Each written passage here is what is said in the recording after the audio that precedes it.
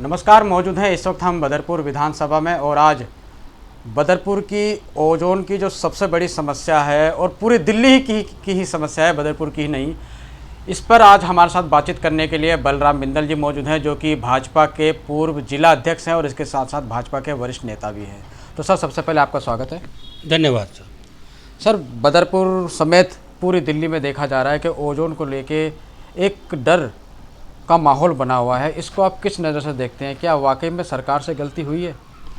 देखिए, ये जो मुद्दा है ओजोन का, ये 2008 में आया था जी। और उस समय केंद्र के अंदर और दिल्ली के अंदर कांग्रेस की सरकार थी। एक जो एजेंसी है, उन्होंने माना कि जमुना की जो लेयर, जो कमज़ोर लेयर है, उसके साथ जितनी भी कॉलोनियाँ बसी हुई हैं, ये कहीं ना कहीं वो बाढ़ की चपेट में आने की संभावना रहती है। और उसको आधार बना करके इनको ओजोन में कॉलोनियों को डाला। ये मेरे ख्याल में दिल्ली की 13 विधानसभा ऐसी हैं जो ओजोन के अंदर आती है, चाहे वो बुराड़ी से लेकर के और बदरपुर तक जी। तो इस समय जिन लोगों ने यहाँ मकान बना लिए और जो रह रहे हैं, जिनकी पूंजी लग चुकी, जिनकी कमाई लग चुकी, आज उनके सामने एक समस्या खड़ी है कि हमारा होगा क्या। आज जो ये करना है, ये करना कौन सी सरकार का है? ये करना है कांग्रेस सरकार का। और यहाँ के उस समय के जो भी जनप्रतिनिधि थे, उनकी ये चूक रही कि भी सरकार के सामने जनता का पक्ष क्यों नहीं रखा गया, कि भी ये जो लोग बस चुके हैं और कांग्रेस की गलती के कारण दिल्ली के अंदर अनऑथराइज कॉलोनियाँ बसी है, ये भाजपा की गलती के कारण नहीं बसी है। आज उस गलती का खामियाजा क्या भाजपा भुगतेगी क्या? आज ठीक है, केंद्र के अंदर भाजपा की सरकार है, दिल्ली के अंदर भाजपा की सरकार। इससे पहले कांग्रेस के समर्थन से झाड़ू पार्टी की सरकार सबसे पहले बनी। उसके बाद झाड़ू पार्टी की आप पार्टी की सरकार 10 साल रही। उससे पहले 15 साल सरकार शीला दीक्षित की रही। 10 साल केंद्र के अंदर कांग्रेस की सरकार रही। तो जब क्यों नहीं जागे ये लोग कि आज कोर्ट ने ऐसा निर्णय दे दिया, तो कोर्ट में जाकर के कौन सा पक्ष खड़ा हुआ जाकर के भी ये नहीं होना चाहिए। आज जब हाई कोर्ट ने ऑर्डर कर दिया और उसी को आधार मानकर 1511 कॉलोनियाँ जैसे है, जहाँ के आधार पर सरकार ने, मोदी जी ने और केंद्र की सरकार ने कहा भी हम इनको रेगुलाइज की सूची में डालते हैं, कम से कम वो कॉलोनियाँ तो सुरक्षित जोन में आ गई। आज मुद्दा है सिर्फ ओ जोन के अंदर रहने वाले लोगों का। तो मेरा तो निवेदन है कि आज इनकी समस्या को समझते हुए आज की वर्तमान सरकार को भी इनकी चिंता करनी चाहिए, क्योंकि ये जो लोग रह रहे हैं, ये अपने घर से, अपना घर बार छोड़ करके आज दिल्ली के अंदर बसे हैं, तो इनकी गलती नहीं है। इन्होंने अपनी मेहनत की कमाई से कोई टुकड़ा खरीद करके किसान से लेकर के अगर उसके अंदर मकान बना लिया, तो मकान बनाना इनकी गलती नहीं है। गलती है तो उन एजेंसियों की है जिन्होंने इन मकानों को बनने दिया। आपके बदरपुर की अगर बात करें, नहर पार की, मीठापुर, हरिनगर, जैतपुर, 3 वार्ड, 3 इलाके आते हैं और तीनों में ओजोन लगा हुआ है, ऐसा बताया जा रहा है। वहाँ पर जनप्रतिनिधियों के खिलाफ, सरकार के खिलाफ, संबंधित ओजोन से संबंधित डिपार्टमेंट के खिलाफ प्रदर्शन किए जा रहे हैं। क्या लग रहा है, राजनीति चल रही है या वाकई में? नहीं, अभी तो इस मुद्दे को उठाने वाले कौन लोग हैं? क्या आम जनता है? देखिए, आम जनता पीड़ित है, आम जनता पीड़ित है।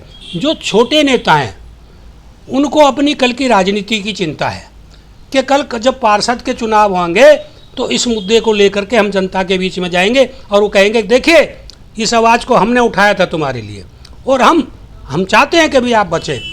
अब ऐसे इनके आवाज़ उठाने से क्या बचेगा? क्या एक नेता है नहर पार का जो झाड़ू पार्टी का है, आप पार्टी का, उसकी लीडरशिप कहाँ है? दिल्ली में उन्होंने 10 साल 11 साल राज करा है, उनको दिल्ली की चिंता नहीं है? कहाँ है वो लीडरशिप? क्यों नहीं बैठते हैं? क्यों नहीं उस आवाज़ को उठाते हैं? वो क्यों नहीं कोर्ट के अंदर गए? तो खाली एक क्षेत्र में जाकर के ये कहना कि यहाँ के जो जनप्रतिनिधि थे उन्होंने इस क्षेत्र का नुकसान हो गया, तुम्हारी भी तो 11 साल दिल्ली में सरकार रही थी, जब तुमने क्या किया? तो इस बात को समझना चाहिए कि राजनीति हो रही है या जनहित का काम हो रहा है। आखिरकार अब नहर पार का होगा क्या? नहीं, देखिए, मेरा मानना ये है कि कहीं ना कहीं सरकार को इसके बारे में सोचना पड़ेगा, क्योंकि जो इतनी आबादी बची हुई है, इसको तोड़ना संभव नहीं है, संभव नहीं है इसको तोड़ना। तो जो चीज़ें गलत हैं सरकार को उसको मानना चाहिए, जो गलती सरकार से हुई है। मान लीजिए अब मेठीपुर गांव है या हरिनगर गांव है, ये ओजोन के अंदर आता ही नहीं है, ना आना भी नहीं चाहिए भाई। ये तो बहुत पुराने कदीमी गांव है, यहाँ कभी जमुना आई नहीं। जैतपुर गांव भी है, जैतपुर गांव में तो एक बार के लिए हम मान लेंगे वो खादर का गांव है, पर मीठेपुर और हरिनगर ये खादर के गांव है ही नहीं, इनके अंदर तो कभी जमुना आई नहीं। तो इनको तो ओजोन के अंदर लाना, इनकी लेयर तो लाल मिट्टी की है, काली मिट्टी की है, इनको तो आना ही नहीं चाहिए। तो ये तो गलत डाले हुए दोनों।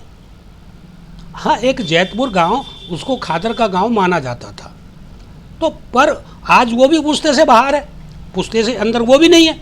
अगर पुश्ता बेस होता है जमुना का, आप अगर आज देखेंगे तो जो सचिवालय है दिल्ली का, जो अक्षरधाम मंदिर है, जो खेल गांव है, ये कहाँ है? ओजोन में। ये अगर इनको सरकार मानेगी या कोर्ट अगर इनको देखता है तो ये भी ओजोन के अंदर आएंगे। फिर क्या होगा? अगर ये ओजोन के अंदर नहीं है तो ये कॉलोनियाँ भी ओजोन के अंदर नहीं है। सर, मोदी सरकार के 12 साल का सफ़र मोदी सरकार ने सफलतापूर्वक किया है। इस दौरान क्या क्या कठिनाइयाँ, क्या क्या मुसीबतों का सामना आप लोगों को करना पड़ा? देखिए, आज जो पहले की जो सरकारें थी उन्होंने देश के लिए क्या किया, आज की जो सरकार है वो अंतिम पंक्ति में खड़े हुए व्यक्ति की चिंता करती है। जो भी, चाहे वो आवास योजना हो, चाहे गैस का सिलेंडर हो, जितनी भी, चाहे बिजली की योजना, जितनी भी, चाहे जनधन योजना हो, चाहे जो अपने जो लेबर क्लास के लोग तो उनको लोन की सिस्टम हो, जितने भी काम हुए वो अंतिम व्यक्ति में जहाँ तक सरकार का लाभ नहीं पहुँचता था, आज इस सरकार ने उस गरीब तक भी सरकार का लाभ पहुँचाने का काम किया है।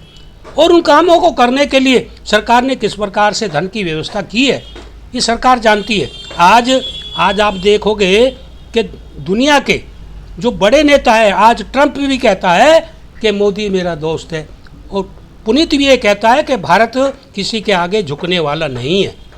ये पुनीत भी कहता है, जो रशिया का राष्ट्रपति है।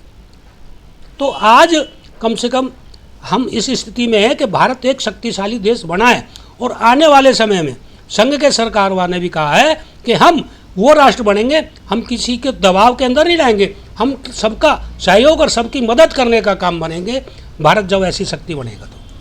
तो जिस तरह से देश में पेट्रोल, डीजल, तेल और गैस की जिस तरह से महंगाई बढ़ रही है, उसको लेके राहुल गांधी जी या कांग्रेस पार्टी, पूरा विपक्ष कहीं ना कहीं मोदी सरकार की नीतियों को गलत बताता है। विपक्ष का काम है, वो उसको करना भी चाहिए। भाई देखिए, विपक्ष का काम है मुद्दे को उठाना, हम मुद्दा कैसा उठा रहे ये उनकी सोच है। आज दुनिया के अंदर आप देखोगे, आप पड़ोस का देश है पाकिस्तान, वहाँ आप देखिए ना पेट्रोल और डीजल के क्या रेट है, क्या उसकी तुलना में भारत में रेट बढ़े हैं क्या?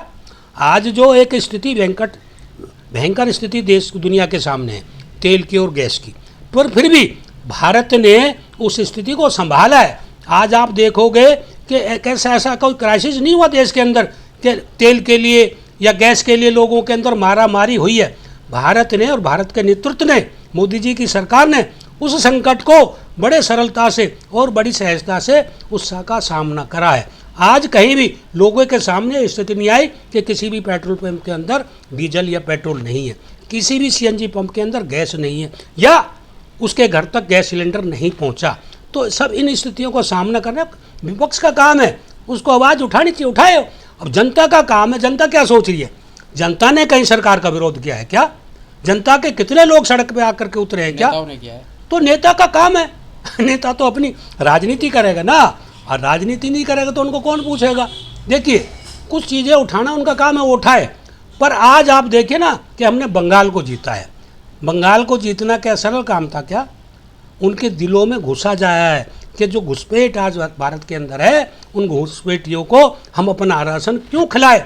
हम अपना राशन अपने देश की जनता के लिए, हमारे देश की सुविधाएं, हमारे देश के निवासियों के लिए, ना कि बाहर के लोगों के लिए।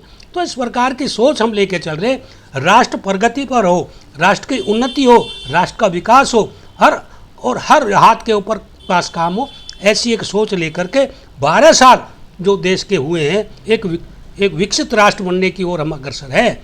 मोदी जी ने दुनिया को दिखा दिया कि भारत वो एक शक्ति है जो दुनिया के आगे कभी झुक नहीं सकती। अपना सामर्थ्य और अपनी ताकत को अपने आप समझ करके अपने आप को आगे लेकर के चलेंगे।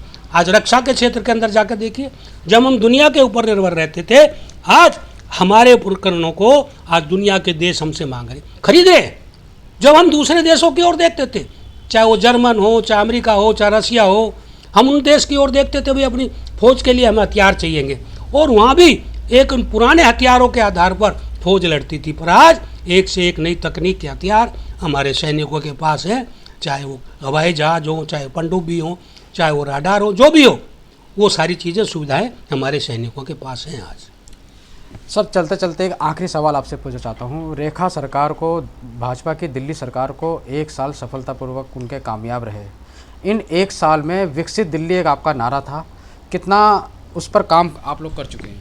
देखिए, आप देखिए 11 साल जो केजरीवाल जी ने काम किया, आप उनको देखिए कि उनके शासनकाल में एक विधायक को कितना फंड मिलता था विकास कार्य करने के लिए। आज कम से कम, आज ये देखिए, नालों की, बरसात के अंदर नालों की सफाई कराना भी उनके बस की नहीं होता था। आज आप दिल्ली के अंदर जाकर देखिए, जितने भी बरसाती नाले हैं वो सब उनका गाद निकल करके सड़क के ऊपर पड़ा है। पिछली बार भी आपने देखा होगा दिल्ली के कितने नाले साफ। फिर दूसरा कि दिल्ली में प्रत्येक विधानसभा को 200 करोड़ रुपया एक विधानसभा में विकास कार्य के लिए दिया। पहले तो उनके पार्षद भी रोते थे, हमको फंड नहीं मिल रहा, हम काम कैसे कराएं। आज कोई भी एमएलए, किसी भी पार्टी का एमएलए हो और किसी भी पार्टी का पार्षद हो, वो ये नहीं कर सकता कि हमें फंड नहीं मिल रहा।